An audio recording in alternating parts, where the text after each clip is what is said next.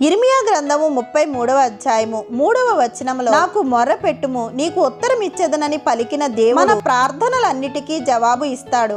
65వ కీర్తన 2వ వచనం ప్రకారము మన దేవుడు మన ప్రార్థనలను ఆలకిస్తున్నాడు. 66వ కీర్తన 20వ వచనం ప్రకారము ఎట్టి పరిస్థితుల్లోనూ మన ప్రార్థనను త్రోసివేయుడు మన దేవుడు. యోబు గ్రంథము 42వ అధ్యాయము 10వ వచనం ప్రకారం మన ప్రార్థనలను బట్టి క్షేమస్థితిని కలుగచేస్తాడు మన దేవుడు. రెండవ దినవృత్తాంతముల గ్రంథము 30వ అధ్యాయము 20వ వచనం ప్రకారం మన ప్రార్థన అంగీకరించి మనల్ని స్వస్థపరుస్తాడు మన దేవుడు. రెండవ దినవృత్తాంతముల గ్రంథము 7వ అధ్యాయము 14వ వచనం ప్రకారం మన ప్రార్థన విని మన పాపాలు క్షమించి మన దేశాన్ని స్వస్థపరుస్తాడు మన దేవుడు. మత్తయి సువార్త 7వ అధ్యాయము 10-11 వచనాల ప్రకారం మంచి ఈవులను అనుగ్రహిస్తాడు మన దేవుడు. మన ప్రార్థనలను ఆలకించి రెండంతల ఆశీర్వాదం కలుగచేస్తాడు నీ నా దేవుడు.